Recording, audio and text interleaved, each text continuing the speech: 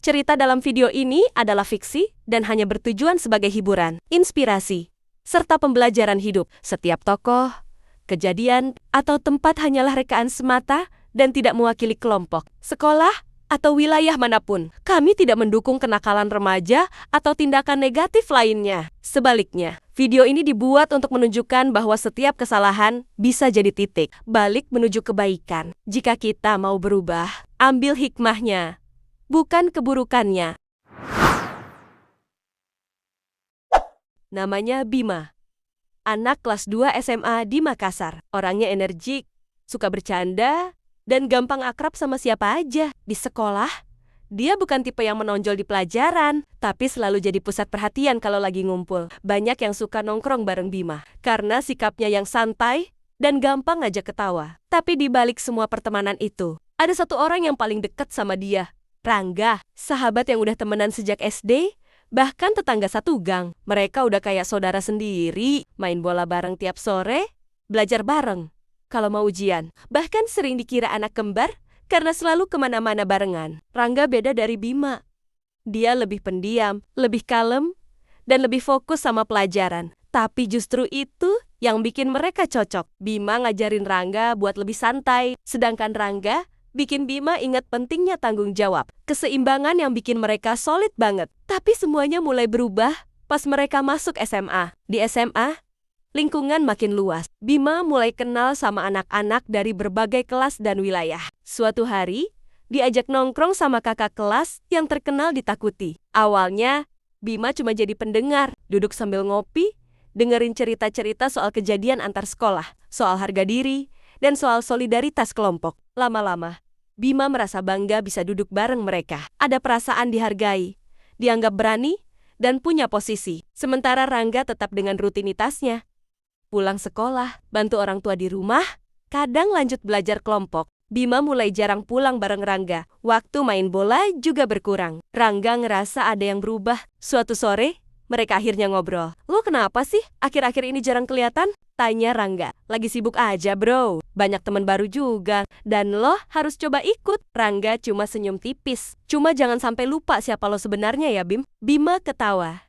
Ngerasa itu cuma omongan biasa. Tapi dalam hati, dia ngerasa agak nggak enak. Rangga tahu, arah pergaulan Bima udah mulai geser. Dan sebagai sahabat, dia cuma bisa ngingetin pelan-pelan. Tapi Bima terlalu larut dalam suasana baru yang menurut dia keren. Rasa dihormati itu bikin dia susah mundur. Beberapa minggu kemudian, grup chat sekolah mulai panas. Ada kabar katanya anak sekolah lain senggol adik kelas mereka di jalan. Bima langsung emosi. Meski dia nggak tahu pasti kejadiannya gimana, rasa solidaritas dan harga diri sekolah langsung nyulut emosinya. Dia share info itu ke teman-teman, ngajak kumpul buat klarifikasi. Tapi sebenarnya, dalam hati kecilnya, dia cuma pengen nunjukin kalau dia bisa jadi bagian dari barisan depan. Rangga diam-diam ikut ngikutin kabar itu. Tapi dia milih nggak ngomong banyak. Dia tahu, Bima bukan anak jahat.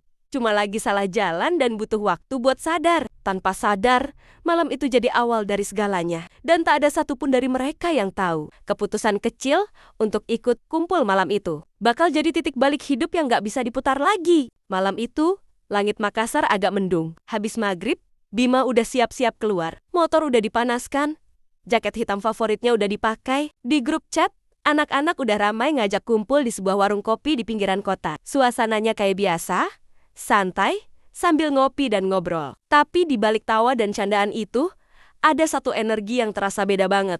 Tegang tapi ditutupi. Beberapa dari mereka mulai membahas rencana malam itu. Katanya mau temu klarifikasi sama anak sekolah lain yang katanya nyenggol adik kelas mereka beberapa hari lalu. Bima ikut dengerin.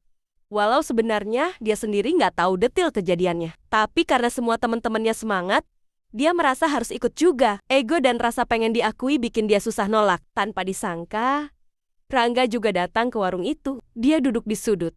Nggak banyak bicara. Seseorang sempat nyeletuk. Rangga ikut juga." Bima cuman angguk sambil senyum.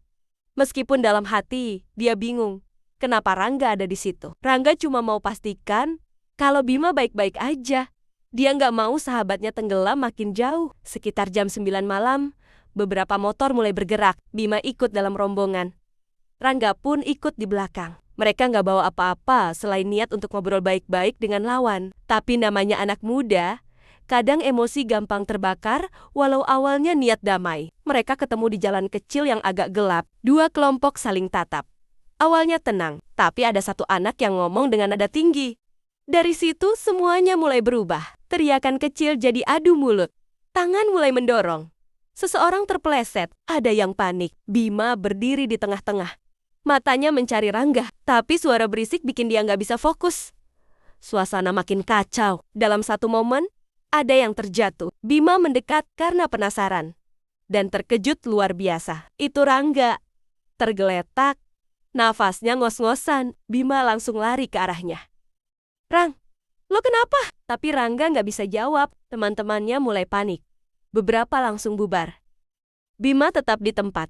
Bingung harus ngapain. Dia coba bangunin Rangga, tapi tubuhnya lemas. Di detik itu, semua kesenangan yang Bima rasain sebelumnya langsung hilang. Semua perasaan bangga jadi hampa. Dia nggak nyangka. Kumpul santai yang awalnya cuma buat solidaritas bisa berubah secepat ini. Dan yang paling bikin dia sesak adalah kenapa harus Rangga yang kena? Kenapa sahabatnya sendiri yang jadi korban dari pilihan yang dia ambil? Sirina mulai terdengar dari kejauhan. Bima duduk diam di samping Rangga yang masih terbaring, matanya kosong, tangannya dingin. Malam itu, langit Makassar akhirnya hujan. Tapi yang lebih deras turun adalah penyesalan dalam hati Bima. Beberapa hari setelah kejadian itu, suasana sekolah berubah drastis. Biasanya ramai dengan tawa dan teriakan, sekarang terasa sunyi dan berat. Banyak siswa masih syok. Rangga masih dirawat di rumah sakit. Kondisinya belum stabil. Berita soal bentrok malam itu cepat menyebar. Ada yang menulis di media sosial. Ada juga yang saling bisik-bisik di lorong sekolah. Bima tidak masuk sekolah selama beberapa hari. Dia mengurung diri di kamar, menolak diajak bicara bahkan oleh orang tuanya. Tiap malam dia duduk diam menatap layar handphonenya, membuka pesan-pesan lama dari Rangga. Kalimat-kalimat sederhana seperti besok belajar bareng, ya, atau jangan lupa bawa buku sejarah, sekarang terasa menohok. Dalam hati, Bima dihantui rasa bersalah yang dalam. Dia merasa semua ini akibat keputusannya sendiri. Keputusan untuk ikut-ikutan. Keputusan untuk lebih mementingkan gengsi dan pengakuan daripada logika dan kebaikan. Dia sadar, andai waktu bisa diputar, dia lebih memilih tetap duduk di rumah. Atau nongkrong biasa tanpa perlu ikut hal-hal yang gak jelas arahnya. Beberapa teman mencoba menghubungi. Tapi Bima belum siap. Sampai suatu hari, ibunya duduk di sampingnya dan berkata pelan, "Kalau kamu merasa salah, bukan berarti kamu harus terus lari. Belajar dari kesalahan itu lebih penting, nak." Kata-kata itu menamparnya, dan untuk pertama kalinya, Bima menangis di pelukan ibunya. Hari berikutnya, Bima datang ke rumah sakit. Rangga masih lemah, tapi matanya terbuka. Mereka saling tatap tanpa bicara lama, tapi di antara mereka sudah saling paham. Air mata Bima jatuh saat dia genggam tangan sahabatnya. Setelah pulih, Rangga akhirnya kembali ke sekolah. Bima dan dia tidak lagi seperti dulu yang bebas ketawa tanpa beban. Tapi mereka lebih dewasa, lebih sadar. Mereka mulai aktif di forum pelajar, mengajak diskusi soal kekerasan di kalangan siswa. Bima bahkan berani cerita pengalamannya di depan adik-adik kelas. Bukan untuk bangga, tapi agar tidak ada lagi yang mengulang kesalahan yang sama. Sekarang, tiap Bima duduk di bangku taman sekolah, dia sering menatap langit dan berpikir betapa sedikitnya yang dibutuhkan untuk membuat hidup berubah drastis. Satu keputusan, satu tindakan. Dan dari semua yang dia pelajari, satu hal yang paling penting adalah teman sejati itu bukan yang berani ikut salah bareng, tapi yang berani ngingetin saat kita mulai melenceng, karena tidak ada harga diri yang lebih penting dari nyawa dan masa depan.